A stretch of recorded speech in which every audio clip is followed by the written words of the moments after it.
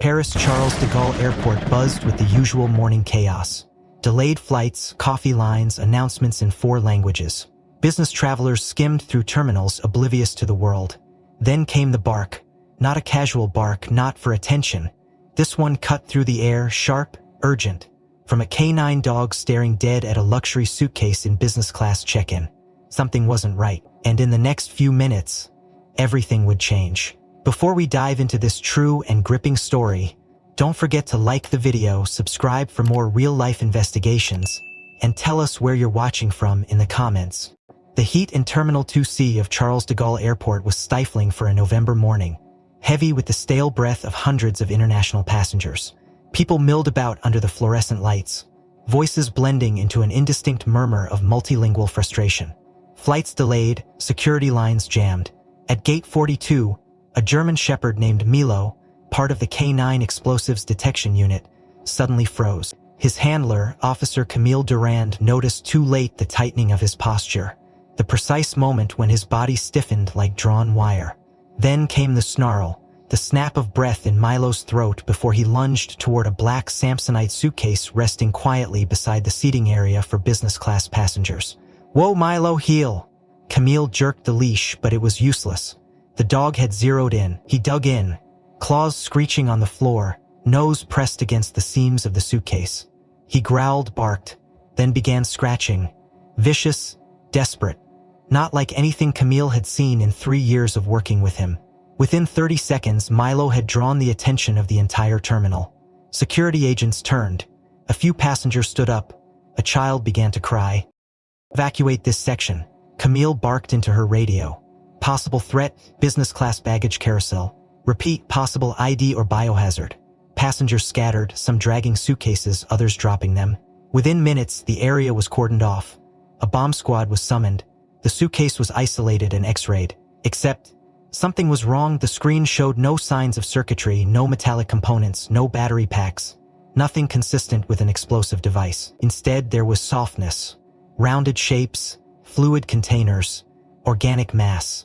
The technician frowned. "Get me thermal imaging," he muttered. The image returned in hues of red and blue. And that's when Camilla's breath caught.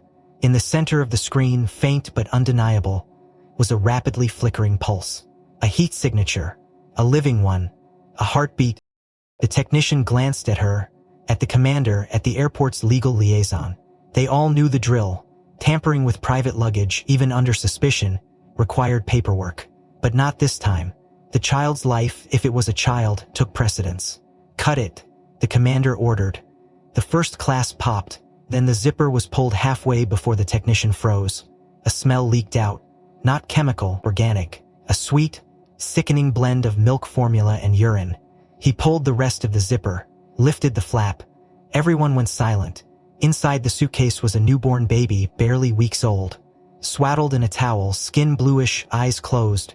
Chest rising so faintly it was almost imperceptible. A pacifier hung from a ribbon taped to its collarbone.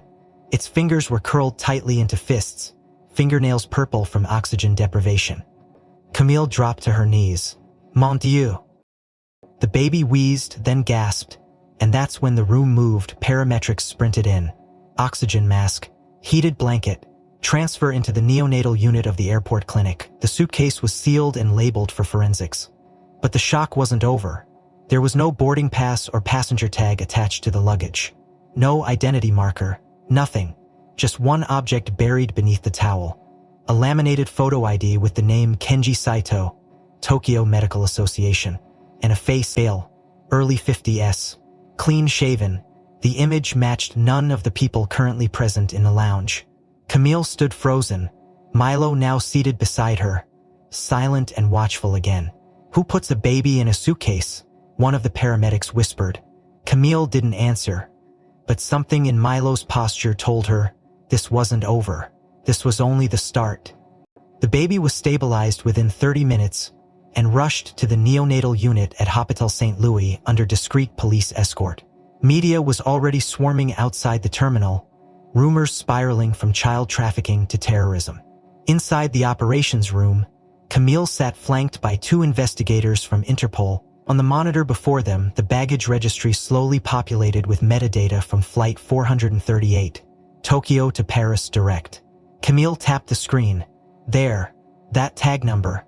The suitcase that carried the child had been registered under the name Kenji Saito, listed as a Japanese national and board member of an international medical development firm. He had flown in under business class, seat 2A, but the passport image on file didn't match any known databases from Japan's Immigration Bureau. "That passport doesn't exist," said Inspector Giraud, adjusting his glasses. "Or rather, it exists in structure. Excellent forgery, RFID chips active, security strips check out, but the ID number leads nowhere in the Japanese registry. Whoever made this knew what they were doing. So where's the man now?" Camille asked. Giraud frowned. "That's the thing, no one matching his appearance exited the terminal. Not through customs, not through security. If he boarded, he disappeared in Paris." "What about facial rec from the gate?" Camille leaned forward.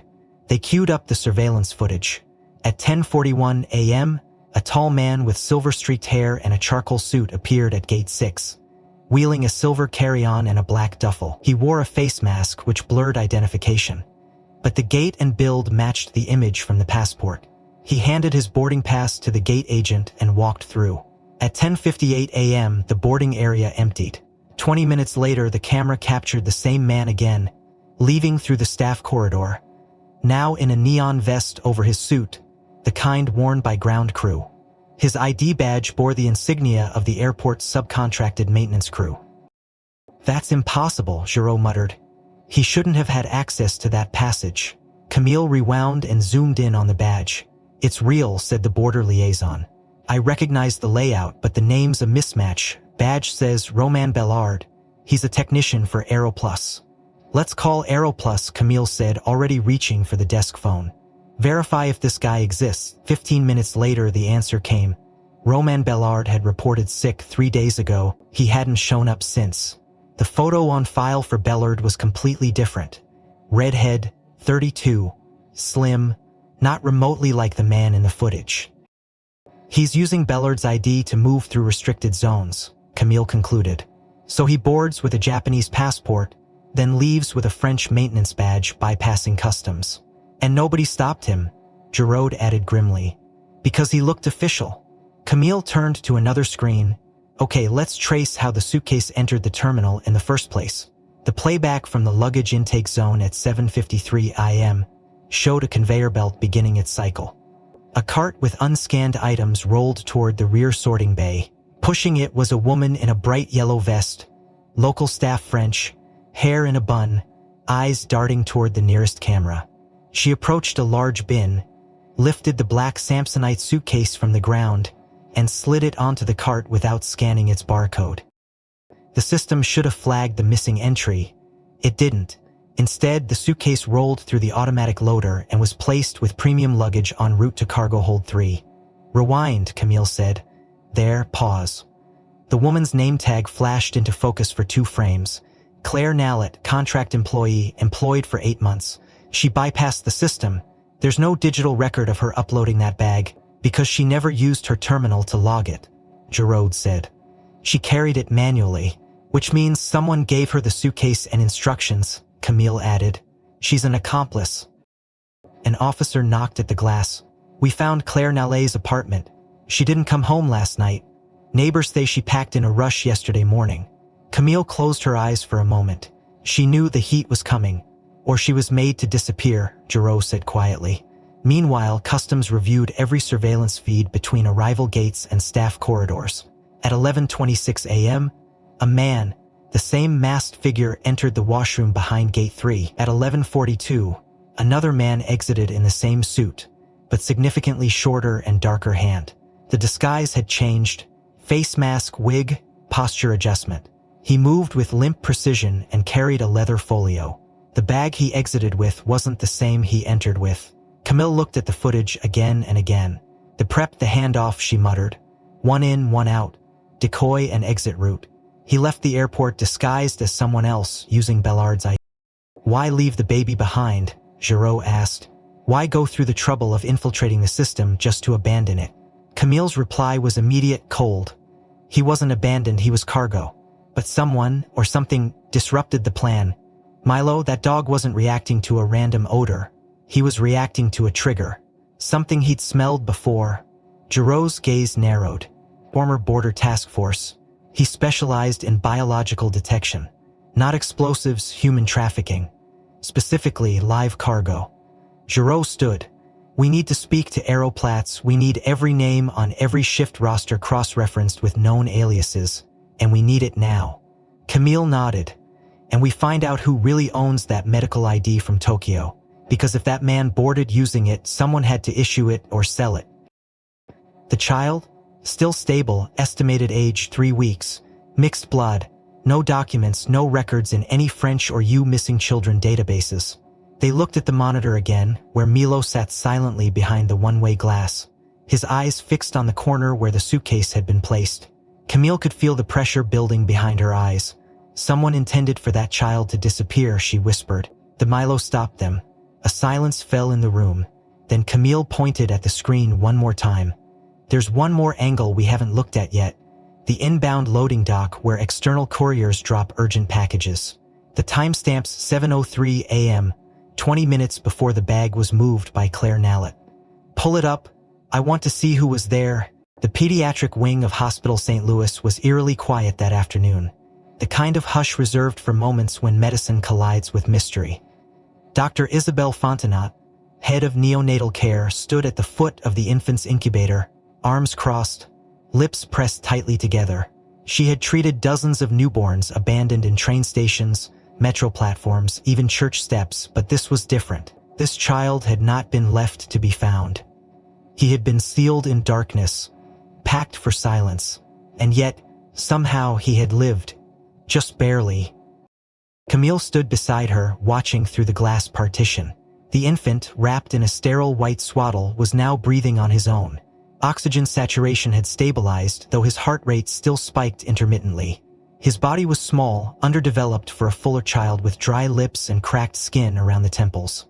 Classic signs of mild dehydration. Isabelle turned, her face composed but uneasy. Here's no microchip, she said flatly. Camille blinked. No identification? None. In France, all infants born in hospitals are chipped within the first 24 hours. Even in home births, it's mandatory within 3 days. This child has no chip, no birth certificate, no heel prick record. It's like he never existed. Camille felt a chill crawl up her back. So he was never officially born, or he was born where such records don't matter. Dr. Fontenot lowered her voice. We ran blood work, basic panels, no prenatal exposure to drugs, but trace levels of midazolam. Camille narrowed her eyes. That's a sedative. For infants, it's used in surgery or extreme agitation. But this dose, it wasn't therapeutic, it was intentional. Enough to keep him unconscious, not kill, but silence. Camille's fingers tapped against her thigh, unconsciously matching her thoughts. Any signs of trauma? Isabelle hesitated. Yes, that's the part I can't explain. She motioned toward the imaging scans pinned up behind her. There's a healed scar below the belly button. Small, about 2 centimeters. Laparoscopic incision, most likely. Internal stitching confirms someone performed a minor surgical intervention weeks ago. Surgical? Camille asked, walking closer. Possibly to extract tissue or install a catheter. But here's the thing. There's no sign of infection, but also no surgical tags. No dissolvable sutures from standard hospital kits. Whoever did this had training, but not hospital-grade tools. This was done off the books. Private? Camille exhaled slowly. Organ harvest? Isabelle shook her head. No major organs touched. No missing parts. If anything, it looks like a diagnostic biopsy, or a prep for something else. The room fell into silence as Camille processed it. A child with no record of birth. Drugged. Surgically altered. Sealed into luggage and transported across borders under a false identity. What else? Camille asked. Isabelle clicked her tongue against the roof of her mouth. He's healthy. Strong lungs, surprisingly good muscle tone. He wasn't neglected, he was... You asked for the suitcase contents, the nurse said. Besides the baby and the pacifier, we found this. Camille opened the folder. Inside were 3 photographs, faded low-resolution printouts. Each showed a different infant, wrapped similarly, eyes closed, mouth taped shut. No metadata, no names. Where did these come from, she asked. They were hidden in the suitcase lining under the false bottom, the nurse replied. Probably never meant to be found. Camille examined the faces. None matched the boy in the NICU. They're not him, she said aloud. Dr. Fontenot nodded gravely. Then the question becomes, how many more are there? By the time Camille returned to the command center, Interpol had flagged something unusual. Agent Giraud stood waiting, arms crossed, face unreadable. We scanned international missing persons databases again, he began, cross-referenced with clinics known for illicit surrogacy, black market pediatric services, and unregulated orphan transport. And? Camille asked. Nothing. No reported children missing under 1 month of age that fit this profile. No parent search requests. No Interpol red notices. It's like this child wasn't stolen, he was bred. Camille felt the air shift. You mean, manufactured? Giraud nodded.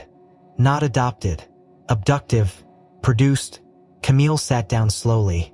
That would explain the surgical They pulled up clinic registries, private surrogacy forums, underground fertility services flagged in Southeast Asia and Eastern Europe. One name popped up 3 times, buried under different shell corporations. Novalife Diagnostics, registered in Cyprus. Operations in Georgia, Ukraine, and Vietnam. Camille scrolled through reports. Novalife claims to offer neonatal gene mapping and early diagnostics for rare disorders, she read aloud. It's a front. The founder was flagged for ethical violations 5 years ago. Fetal experimentation, unregulated gene therapy. Guess where they moved after the shutdown, Giraud said. Bangkok, then disappeared. Camille's eyes flicked toward the baby's image on the screen. So he's not just undocumented. You asked us to test the photo paper found in the suitcase. We did a spectrographic scan. It contains an industrial-grade ink not sold in the EU. Where's it from? Camille asked. China. A batch linked to underground printing operations in Shenzhen, mostly used by traffickers to create dummy profiles.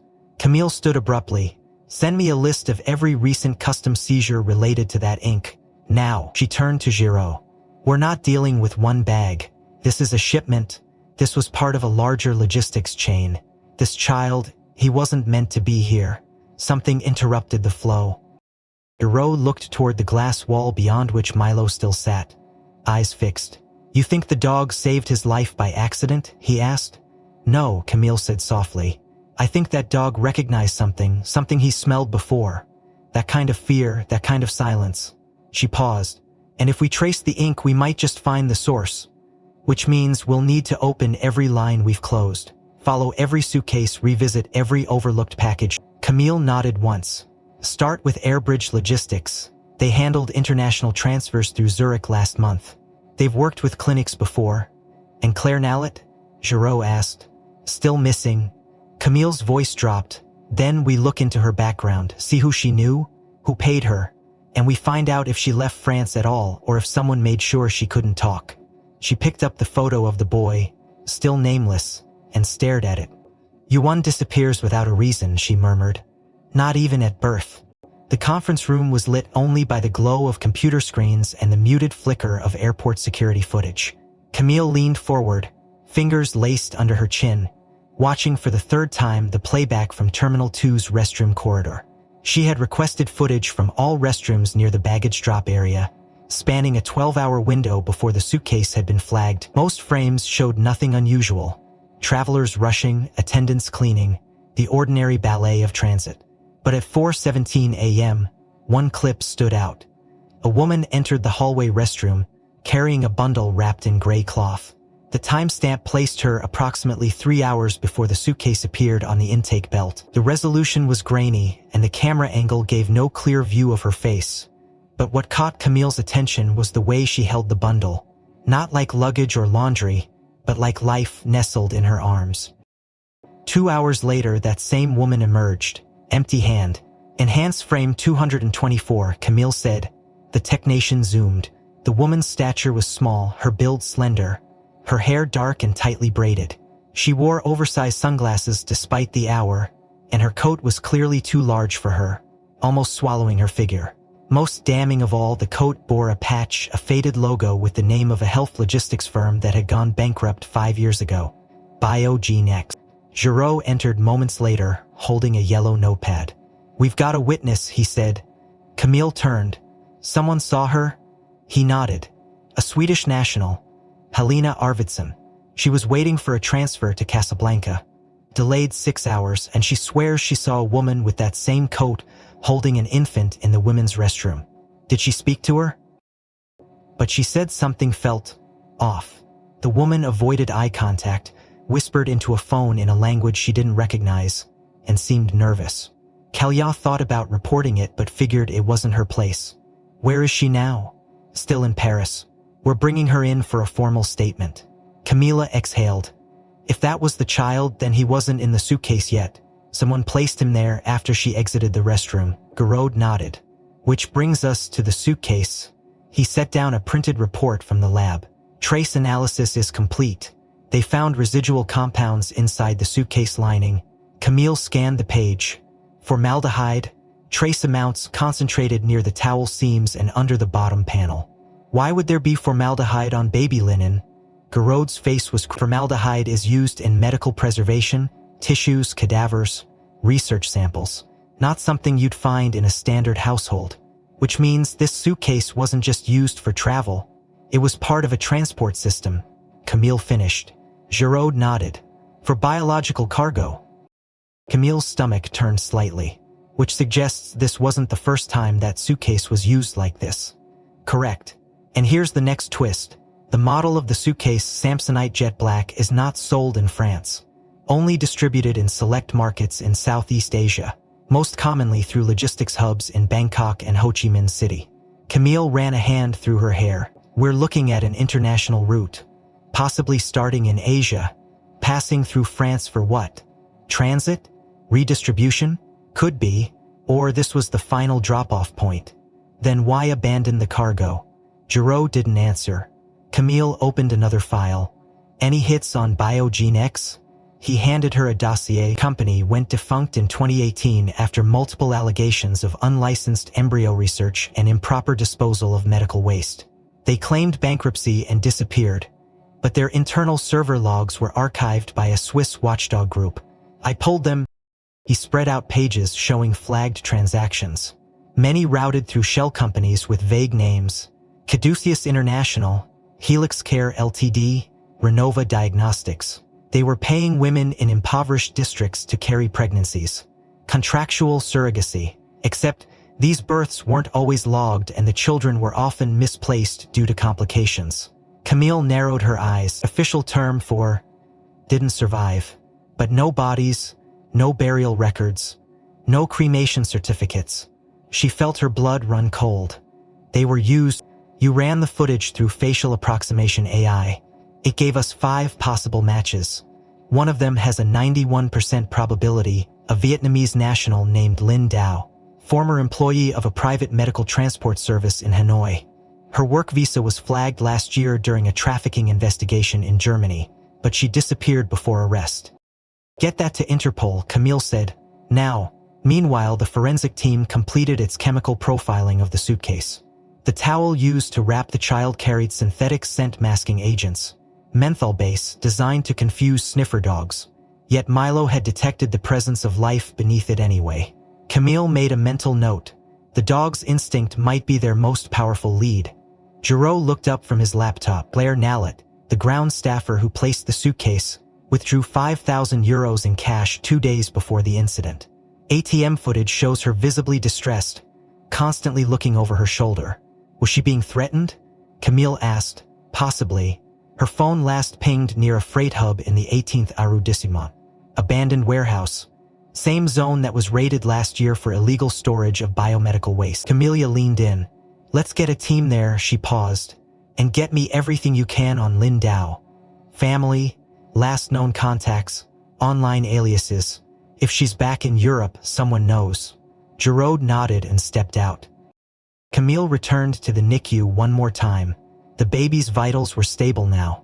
He was sleeping, lips parted, breath soft, but on his abdomen that small scar, silent testimony of a decision made without consent.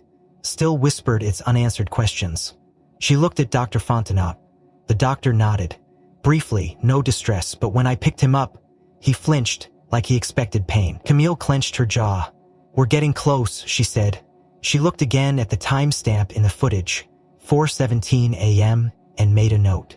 If Lin Dao entered that restroom with a living child and left without him, then someone else had been waiting. Someone prepared the suitcase and something. Someone else had walked out wearing a staff uniform that didn't belong to them. Camille opened her laptop, cross-referenced the shift logs from the aviation staff that morning with biometric entry swipes, and froze when she saw a name appear twice in the same minute. One entry recorded from the tarmac gate and the other from a staff elevator across the terminal. She enlarged the file, heart beating faster. The ID used belonged to a technician who had been dead for 2 years. Camille stared at the personnel record on her screen, the ID swipe logs blinking like warning lights. The technician's name was Martin Delaunay, officially employed by Aeroplus until his death in a motorcycle accident 23 months ago. Yet someone had used his access badge to open 2 restricted doors at Charles de Gaulle just hours before the infant was found in the suitcase. A dead man had moved freely through airport security without a single flag.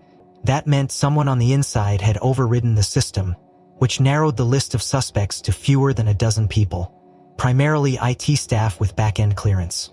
She paged Giraud. Minutes later, they were back in the surveillance command room, sitting with the airport's lead systems administrator, a tall, quiet man in his late 30s named Adrien Boulard. He looked nervous before Camille even spoke. Your logs from the early shift 2 days ago. Did anyone run manual image patches on the baggage scanner outputs? She asked. Adri hesitated. No, I mean the system patches automatically every 72 hours, but not the image stream itself. Camille pushed a USB drive across the table. Then explain this. She had extracted a frame from the X-ray feed showing the suitcase in question. On first glance, the contents looked like a dense mass of clothing, layered thick with travel items, and nothing flagged as suspicious. But when analyzed with enhanced contrast settings, there were inconsistencies, duplicated pixels, unnatural blur artifacts, and most telling of all, an embedded overlay signature that did not match the scanner's firmware. This is fake, Giraud said. Someone digitally altered the scan to hide the child's outline. Adrien paled. That's not possible. That would require terminal access to the level 2 subsystem, and only one person has that level of... Camille cut him off. Who? Silence. Who? She repeated firmer. Adrien swallowed. Me? Camille leaned forward. So either you did this or someone accessed your credentials. Adrien shook his head. I didn't do this. I swear. I was off-site that morning, remote logged from home. Then your credentials were cloned. He nodded slowly. Yes, or compromised. But that shouldn't be possible unless someone copied my session token or had access to my terminal. Who else uses your workstation?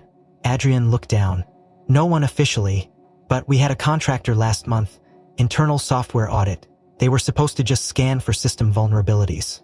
Name? Mai Lei, Vietnamese, worked through a hiring agency based in Brussels. Camille's eyes narrowed.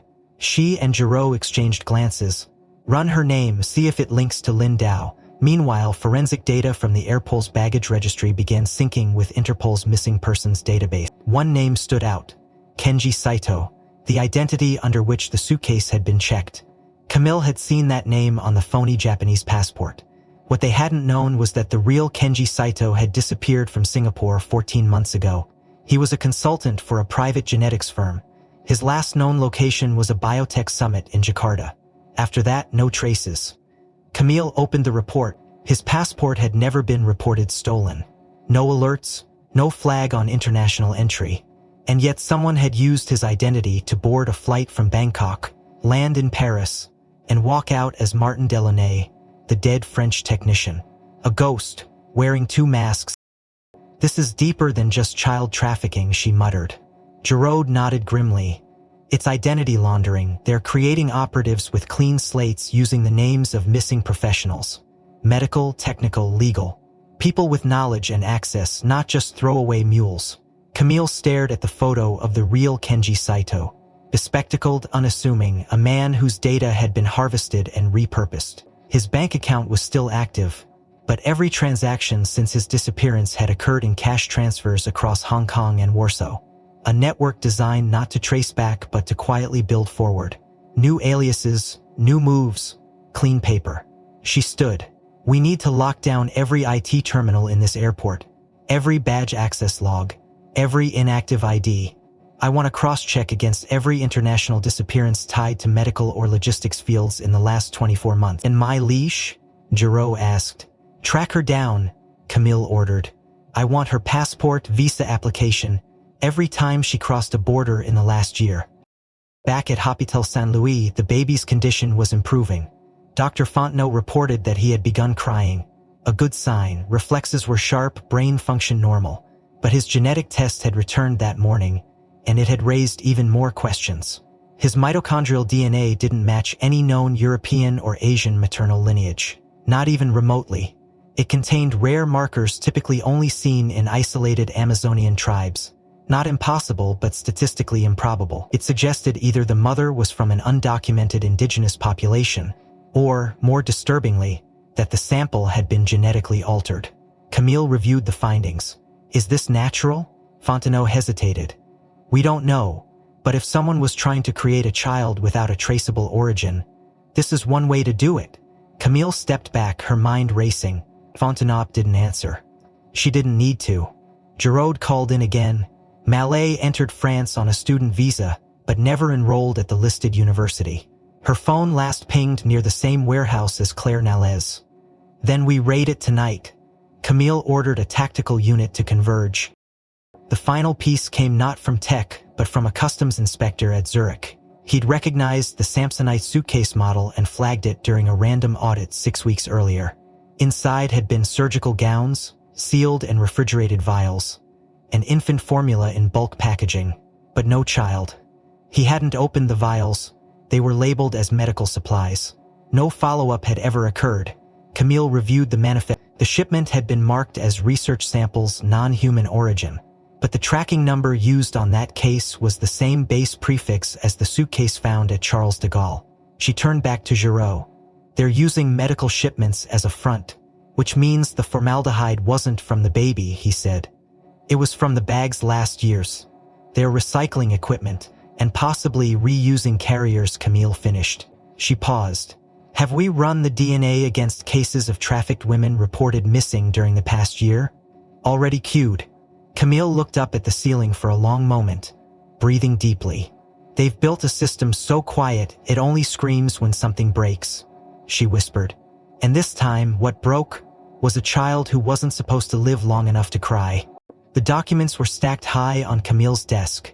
Years of forgotten files and dead-end investigations now revived under the weight of something undeniably real.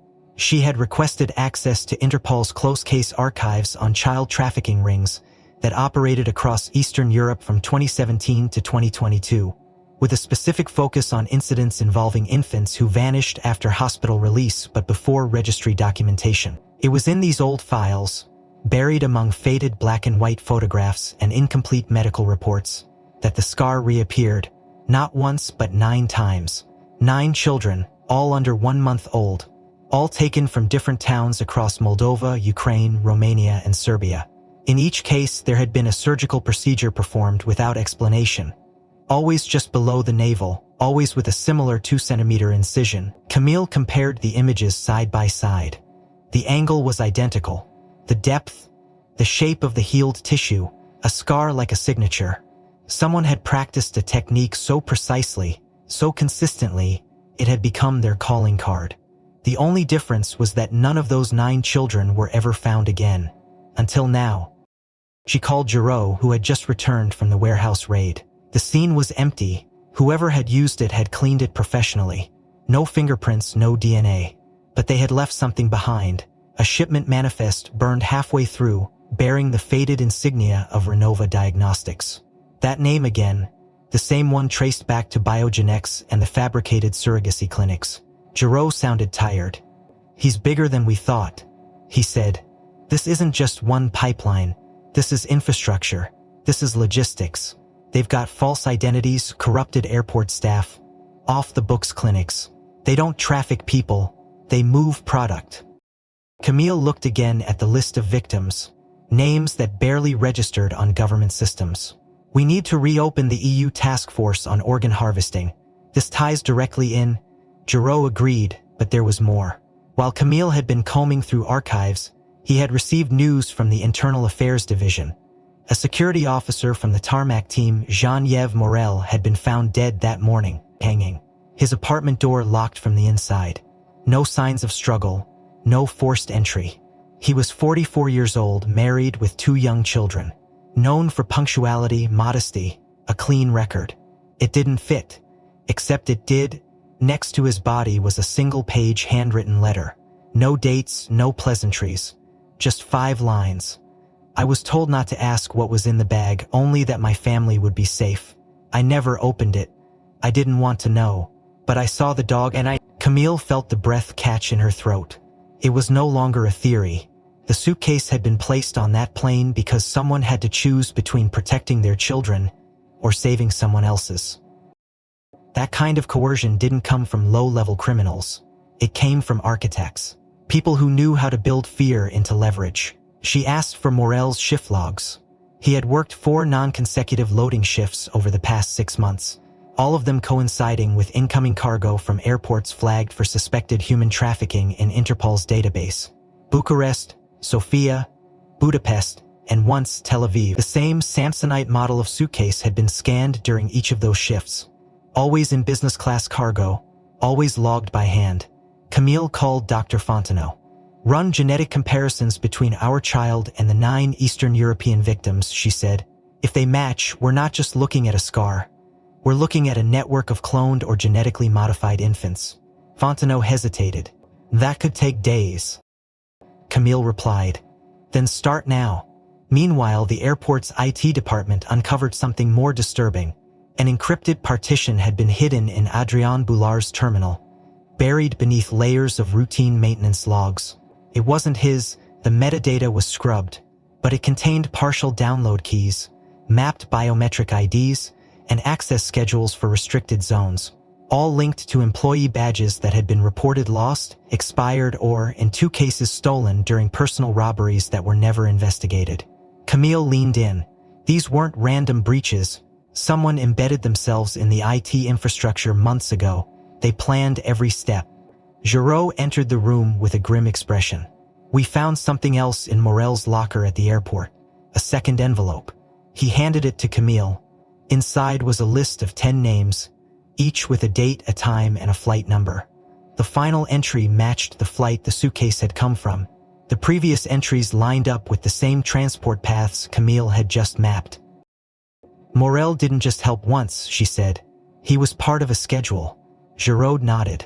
But I don't think he wanted to be. The list is written in trembling script. It's like he copied it in fear. Camille looked at the top name. Eva M. G. 457, July 3rd. She checked the passenger manifest. No Eva M. on board. But in the cargo report, 1 unregistered suitcase was flagged for overweight weight and manually cleared. Same black Samsonite. No follow-up. She slammed the file shut. They've been using the same method for at least 7 months. Giraud sat down. And the baby was probably never meant to arrive alive. Maybe he was too early, or the transfer broke routine. But someone panicked. They stuffed him into the suitcase with a pacifier and formaldehyde residue, and hoped for silence. Camille shook her head. Milo didn't bark at fear. He barked at history. He remembered this. She opened her email. The DNA test had begun yielding preliminary links. 1 partial match came, a mitochondrial similarity between the child and a case labeled only as Subject E7. That case had vanished in 2021 after being extracted from a private clinic in rural Romania. No burial, no cremation, no explanation, just an empty cot and a discarded blood bag. Camille sat in silence. The connections were too many now, too specific. This was not smuggling, this was production, selective, repeatable, scalable. She turned back to the screen. Then her phone buzzed again. This time it was Fontenot. You need to see this in person, the doctor said. Now.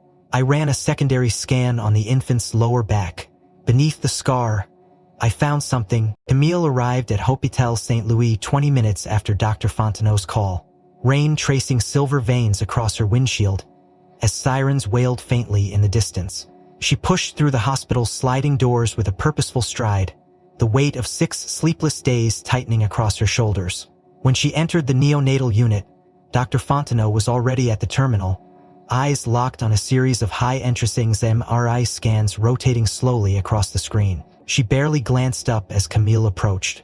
"We found a subdermal chip," she said, "implanted just above the lumbar spine.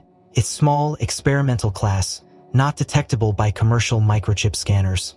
Camille leaned in, squinting at the faint outline embedded within the tissue. "What kind of chip?" Graded, Fontenot replied.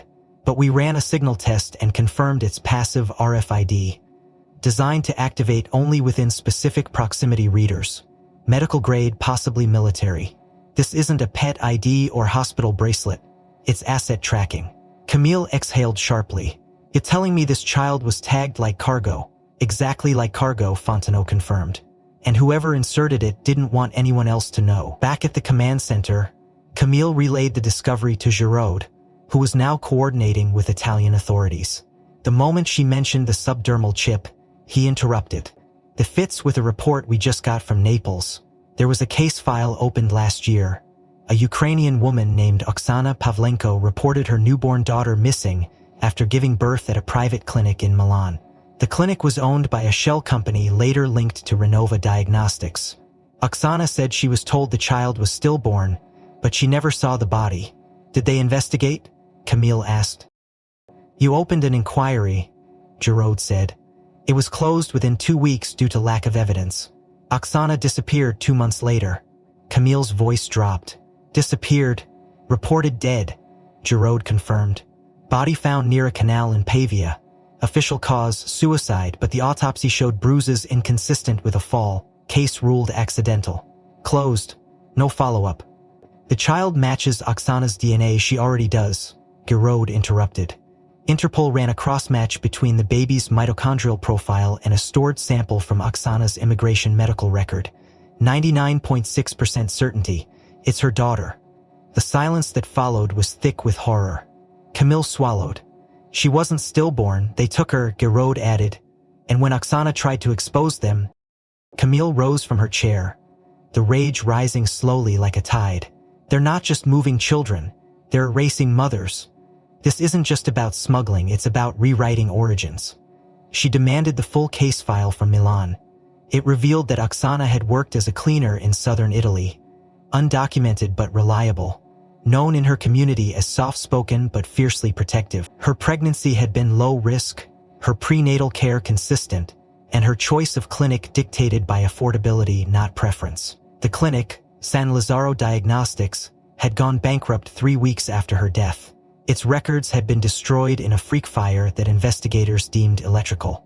Camille traced the clinic's financials and found they had received recurring payments from an offshore account tied to, once again, Renova Diagnostics. Every time she thought she'd found the bottom, another trapdoor opened. She requested travel logs from the Milan airport for the week Oksana gave birth. A man matching the profile of the fake Kenji Saito had passed through customs with diplomatic clearance, carrying a diplomatic pouch exempt from inspection. Camille froze. "They used consular immunity," she whispered. Giraud added, "and probably paid for it." Dr. Fontenot entered the room with another file, this one hand-delivered by the laboratory. It contained details of the chip's manufacture. Though unregistered in the EU, its embedded circuit code had been used once before in a criminal case tied to illicit organ harvesting in Bosnia. The chip had been implanted in the thigh of a 6-year-old boy who had vanished for 2 months before being recovered during a raid. That chip led authorities to a storage facility used as a temporary holding cell for trafficked minors awaiting transport. Camille turned to Fontenot. "So they're using chips to monitor location?" "Not just monitor," she replied. "Activate. The chip has a thermal sensor that triggers when core body temperature drops below a threshold, likely to confirm life status during shipping." Camille's hands balled into fists. But to my now made cruel sense. Oksana gave birth. Her daughter was taken. The clinic faked records and issued a false stillbirth certificate. Oksana resisted. She went to the police. She was ignored. Then she was found dead. The clinic disappeared. The baby was transferred through multiple countries using fake documentation. She was tagged, sedated, and hidden in a suitcase, bound for an unknown destination, but something went wrong. Milo's instincts disrupted the plan, and now the secret was unraveling. Camille walked back into the neonatal ward. The child lay still under the soft light, her breath steady, her body no longer trembling. She had no name, no papers, no known relatives. But she had a mother who died for her. And now she had a scar that spoke louder than any birth certificate. "She's not evidence," Camille said aloud. "She's proof." But even proof wasn't enough without action. She opened a new case file, titled it Oksana, and placed the photograph of the child inside. Then her phone buzzed again. Giraud's voice was terse. "We have movement. The IT contractor Mela. She just booked a one-way flight out of Paris. Destination Dubai. Flight departs in 2 hours." Camille's breath hitched. Does she know we're onto her? No. But someone clearly tipped her off. "Meet me at Terminal 1. We intercept before boarding." She paused at the door, then looked back at the girl one more time. "Hold on," she whispered. "We're not done yet." Camille moved fast. Terminal 1 buzzed with its usual chaos. Rushed footsteps, metallic wheels dragging across tile, the metallic voice of flight announcements echoing overhead. She and Giraud cut across the main hall, weaving through passengers, eyes locked on the departure board flashing Gate A6, Flight 843 to Dubai.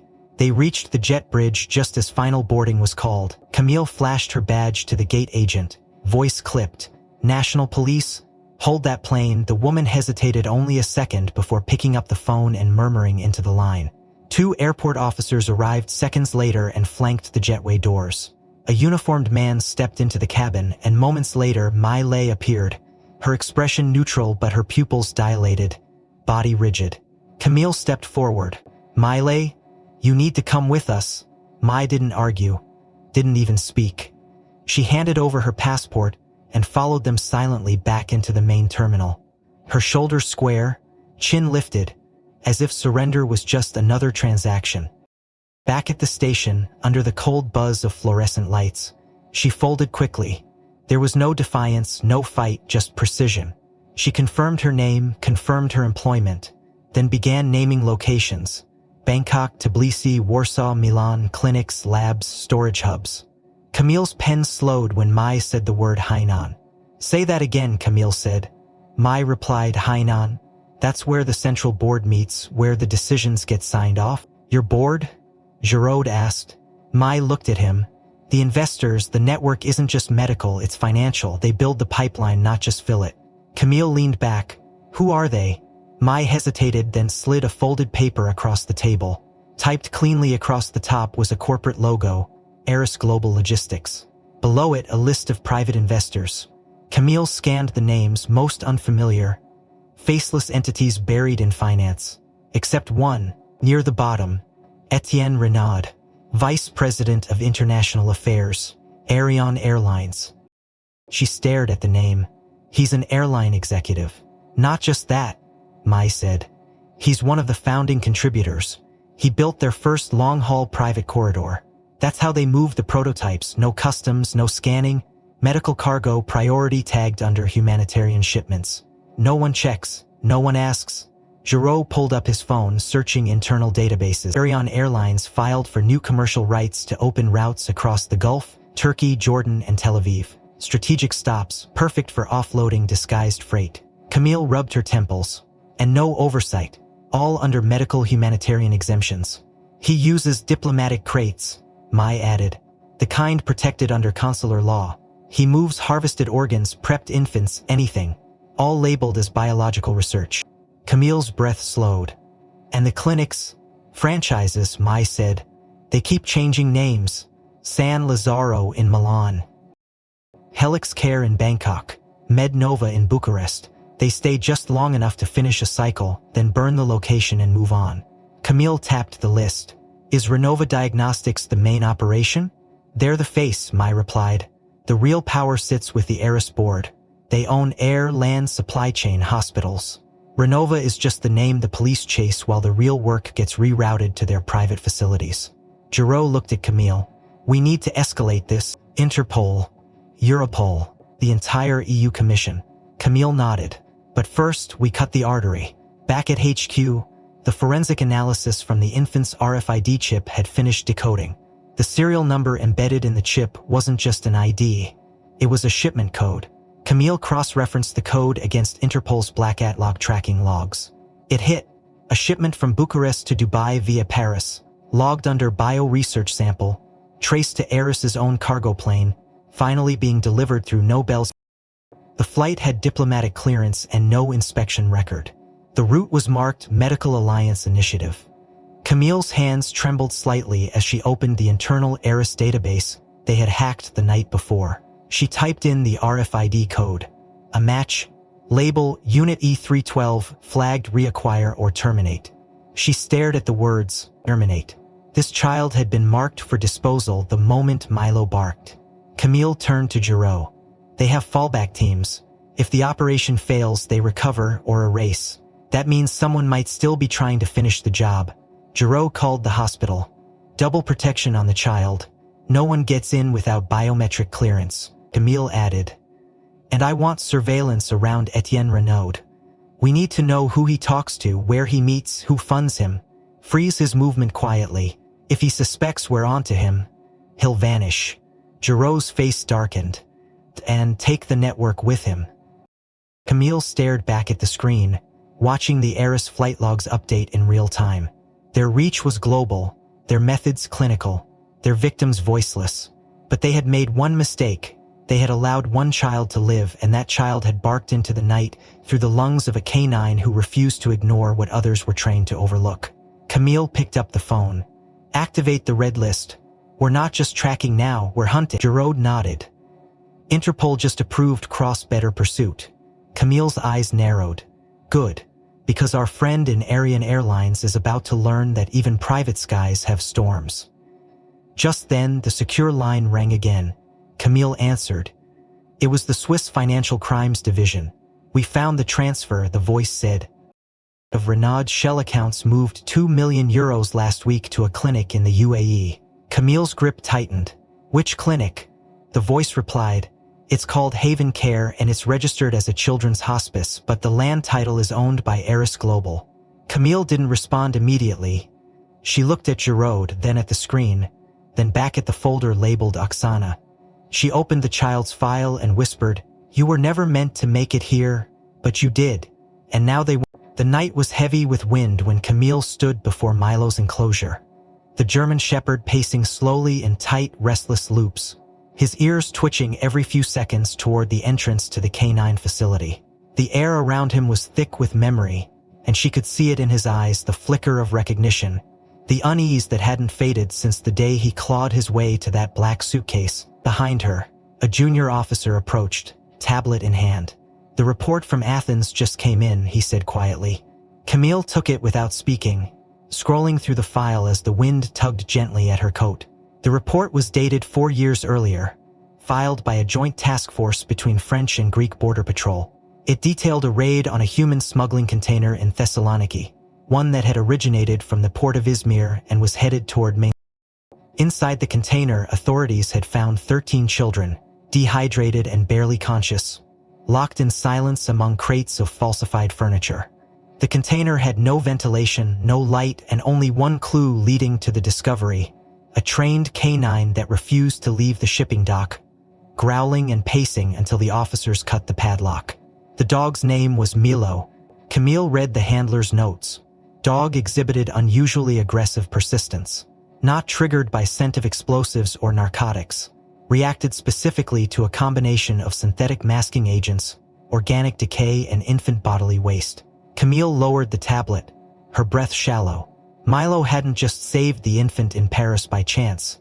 He had smelled that horror before. It had been burned into his memory, coded into his instinct, that mix of formaldehyde, plastic, and human life.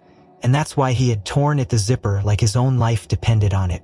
She reached through the bars and placed a hand gently on his head. You remembered, she whispered.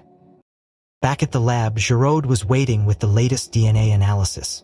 7 samples, all extracted from evidence bags stored across 5 countries, were now cross-referenced against the unique mitochondrial markers found in the infant rescued in Paris. Each sample had been recovered from abandoned suitcases discovered in various international hubs. Zurich, Madrid, Vienna, Dubai, all were black Samsonite models. All were wiped clean of fingerprints. All contained faint traces of infant DNA mixed with sedative agents and preservation chemicals. None of the children had been found. Camille's eyes scanned the list. The first suitcase had been discovered 6 months earlier at Changi Airport in Singapore, written off as medical waste misrouting.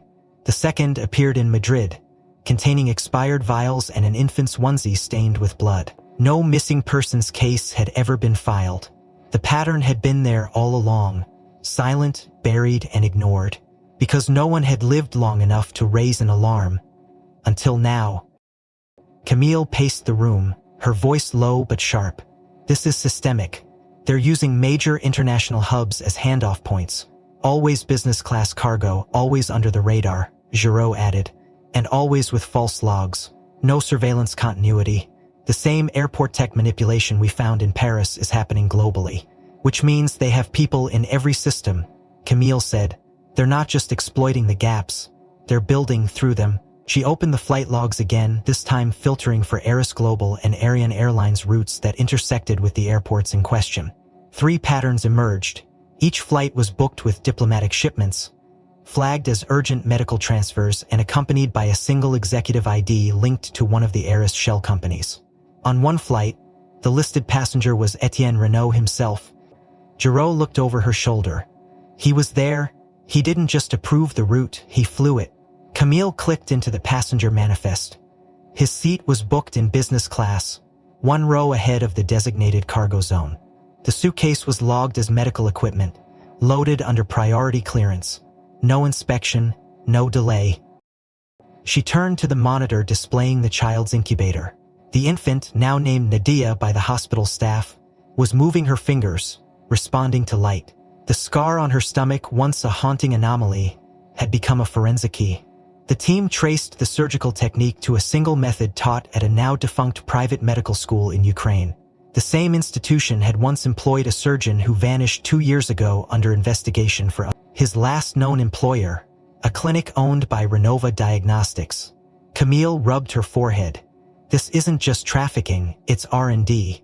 They're breeding test subjects. Giraud nodded. Designer infants. No paper trail, no family to ask questions. Raised in silence, trained for organ compatibility, neural responsiveness, maybe even behavioral conditioning. Camille's voice dropped. The weight of that truth settled between them. 7 suitcases, 7 infants, only 1 survivor, and the dog who refused to let her disappear. Camille turned back to the logs. We need to find the next route. If this cycle is ongoing, there will be another transfer soon. Already ahead of you, Giraud said. Picked up a shipment pre-cleared for departure from Warsaw. Marked urgent pediatric oncology equipment. Destination, Abu Dhabi. Aircraft operated by Aris subcontractor. Onboard manifest includes 1 crate listed as custom preserved specimen. No serial numbers. No dimensions. Camille stiffened. That's them, that's the next one. Interpol is already contacting UAE Customs, Giraud added. That they're using diplomatic channels again. There won't be a seizure unless we act before departure. Camille grabbed her coat. Then we intercept at Warsaw. This time, we don't wait for a child to cry. We open the box before they close another life. Milo barked once from his enclosure, sharp and insistent. Camille turned to the sound, a slow smile of recognition forming on her lips. Looks like he's ready, she said. We take him with us. Giraud raised an eyebrow. You think he'll know? He already does, she answered. He's the only one who ever did. They moved quickly. Within hours, a flight was arranged under official Interpol. The Polish liaison confirmed that the Aris team had already checked in at Chopin Airport. The crates stored near the business class loading bay, tagged with a diplomatic stamp issued through the Bahrain consulate.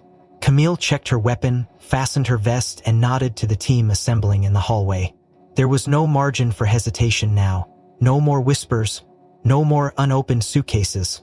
No more lives buried in customs logs and false passports. As the van rolled toward the tarmac, Giraud handed her one last file, something that had arrived anonymously via encrypted channel. A scanned notebook, handwritten entries, dates, names, locations. The page was titled Cycle 17 Phase Complete. At the bottom, scribbled in hurried pen, Camille's grip tightened. "They're not stopping." Gerard looked back. "Then neither do we." The arrest at Warsaw Chopin Airport happened at exactly 4:13 a.m. local time, just minutes before boarding commenced for Flight 761 to Abu Dhabi. Camille led the tactical unit onto the tarmac under heavy rain, their black uniforms slick with water and resolve. The crate, marked with a red cross and labeled cryogenic oncology sample, was already loaded into the rear cargo bay when the officers intercepted it. The diplomatic seal was real, issued through forged clearance from a corrupt consulate official, now in custody following a joint operation in Bahrain. The crate's biometric lock was disengaged under forensic override, and when the lid finally lifted, a collective breath caught in the lungs of every officer present. Inside, bundled in clinical precision, were 2 infant incubators, each containing a sedated newborn, both tagged with the same passive RFID chip embedded in Nadia's back. The pattern was undeniable. The proof, inescapable. A live broadcast of the operation, partially leaked through a whistleblower within Interpol, made international headlines within the hour. Images of the crate, the forged diplomatic documents, and the children's faces flashed across every major outlet from Brussels to Tokyo. By sunrise, the European Commission had called for an emergency session, invoking cross-border Article 48 protocols designed for coordinated action against organized crime. Camille stood before the press later that day, not for glory but for necessity. "We didn't just uncover a trafficking ring," she said, her voice steady, her eyes tired but fierce. "We uncovered a system, engineered, funded, protected, and now dismantled." Her words were replayed across every media network for days. Europol, Interpol, and UNODC jointly launched Operation Haven, the most comprehensive transnational investigation in over a decade, targeting illicit medical research, organ trade, and high-tier identity laundering. Over 100 arrest warrants were issued in 37 countries. Clinics were raided, documents seized, and diplomatic ties were suspended pending inquiry in no fewer than 9 nations. Etienne Renaud, the former VP of Ariane Airlines, was extradited under emergency provisions from a private estate in Cyprus. He arrived in Paris flanked by 6 agents and 2 armored vehicles, his face hidden behind dark glasses, his silence broken only once. When asked if he understood the charges, he nodded slowly and whispered, "I always knew it would come to this." Camille never returned to the podium. She didn't need to. Her work and the work of those beside her spoke louder than any speech ever. Nadia, the infant whose breath had cracked open an entire world of silence, remained under medical care for another 2 weeks. Her vitals normalized, her reflexes sharpened, and the sedation wore off without long-term damage. She had no memory of the crate, no understanding of the networks that had used her body as a vessel for commerce. But she had survived, and that alone made her extraordinary. During those days, a young officer named Lieutenant Romain Lefebvre, recently reassigned from Border Security to Interpol's Child Protection Division, visited Nadia daily. At first, he stood silently behind the glass. Then he brought books, then toys. Then he began reading aloud, his voice low and hesitant, unsure if she even heard. Nadia responded not with words, but with soft smiles, reaching fingers, and eventually laughter. Lefebvre, orphaned at age 5 and raised in the state system until he wore the uniform, had never once considered family beyond the badge. But something about her gaze, curious, persistent, fearless, reminded him of the boy he had been. He filed the paperwork within 3 weeks. It took 4 months, 2 home evaluations, and 1 formal appeal, but eventually the court granted adoption. Camille attended the final hearing, standing quietly as the judge approved the name, Nadia Lefebvre. Nadia, meaning hope in Ukrainian, a word no court could deny. As for Milo, he received an official commendation from the French Ministry of the Interior. The ceremony took place at Charles de Gaulle Terminal 2C, the same location where he had clawed at a suitcase not to sound an alarm but to save a life. He sat calmly beside Camille, wearing a fresh harness stitched with the insignia of 3 flags. The applause came, but Milo simply tilted his head toward the breeze, ears twitching as if still listening for a sound only he could hear. That week, the airport installed a bronze plaque near the security checkpoint. It read, "In honor of Milo, the dog who refused silence." Beneath it, a quote chosen by Camilo. "Sometimes, justice begins with a bark." Milo retired officially that day. He now lived with a retired handler near the countryside of Loire Valley, where he spent his mornings chasing ducks, his afternoons basking in sunbeams, and his evenings dreaming, no longer haunted. Camille declined promotion.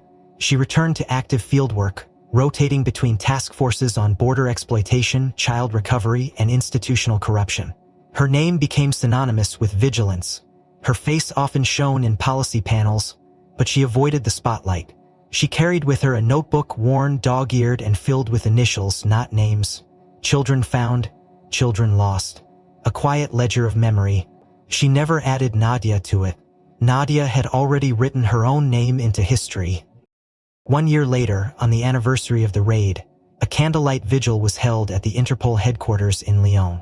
Survivors, investigators, advocates, and officers gathered under dim skies, holding photographs of children rescued and remembering those who hadn't been. Camille stood at the edge of the crowd, silent. In her coat pocket, a photograph of Oksana Pavlenko, a mother who never got to hold the life she protected. Camille whispered her name once, then let the silence do the rest. From behind her, she heard footsteps. Lefevre approached, carrying Nadia in his arms. The girl, now nearly walking, reached out to Camille, her hand tiny, open, trusting. Camille bent down, touched her palm, and smiled. "You're safe now," she said. "And you're not alone." Far above, a plane took off into the night sky, its lights blinking like distant stars. And somewhere beneath that sky, the world had changed. Not because the darkness had vanished, but because someone, somewhere, had dared to shine a light. If this story moved you, consider liking and subscribing to stay connected with more powerful investigations like this one. I'd love to know your thoughts. What part of the story hit you the hardest? And where in the world are you watching from?